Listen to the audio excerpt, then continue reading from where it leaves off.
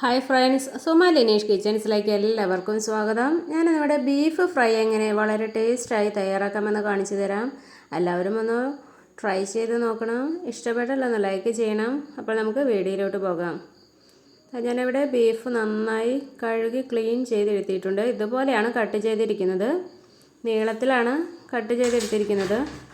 ഇനി ഇതിലേക്ക് നമുക്ക് കുറച്ച് മഞ്ഞൾപ്പൊടിയും മുളക് പൊടിയും ആവശ്യത്തിന് ഉപ്പും ചേർത്ത് നന്നായി ഒന്ന് മിക്സ് ചെയ്തൊരു അരമണിക്കൂർ ഒന്ന് റെസ്റ്റ് ചെയ്യാൻ വയ്ക്കണം. അരമണിക്കൂർ കഴിഞ്ഞിട്ടുണ്ട്. ഇനി ഇത് നമുക്കൊരു കുക്കറിലേക്ക് ഇട്ട് കൊടുത്ത് ഇതിലേക്ക് കുറച്ച് വേപ്പിലയും കുറച്ച് വെളിച്ചെണ്ണയും ഒഴിച്ച് കൊടുത്ത് നന്നായി ഒന്ന് മിക്സ് ചെയ്തെടുത്ത് നമുക്കിതൊന്ന് വേവിക്കാൻ വയ്ക്കാം. 3/4 ഭാഗം മാത്രമേ ബീഫ് വേവിക്കാൻ പാടുള്ളൂ. ഒരു 4 വിസിൽ കേൾക്കുമ്പോൾ തന്നെ ഇത് ഈ പരുവത്തിൽ വെന്തിരിക്കും. ഇത് നമുക്കൊരു ചീനച്ചട്ടിയിലേക്ക് ഇട്ട് കൊടുത്ത് ഇതിലെ വെള്ളമെല്ലാം വറ്റിച്ചെടുക്കാം. ഇത് കറക്റ്റ് പാകത്തിനാണ് വെന്ത് വന്നിരിക്കുന്നത്. ഇത്ര മാത്രമേ വെന്ത് വരാൻ പാടുള്ളൂ. എന്നാലാണ് നമുക്ക് ബീഫൊന്നും ഉടയാതെ തന്നെ നല്ല പെർഫെക്റ്റ് ആയിട്ട് കിട്ടുകയുള്ളൂ. ഇനി ഇതിലെ വെള്ളമെല്ലാം വറ്റുന്നത് വരെ ഒന്ന് മൂടി വെച്ചൊന്ന് വേവിച്ചെടുക്കാം. വെള്ളമെല്ലാം നന്നായി വറ്റി വന്നിട്ടുണ്ട്.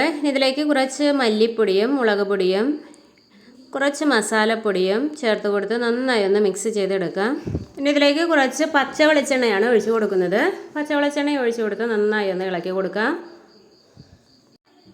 ഇനി ഇതിലേക്ക് കുറച്ച് കുരുമുളക് പൊടിയും കുറച്ച് ചതച്ച മുളകുമാണ് ചേർക്കുന്നത്.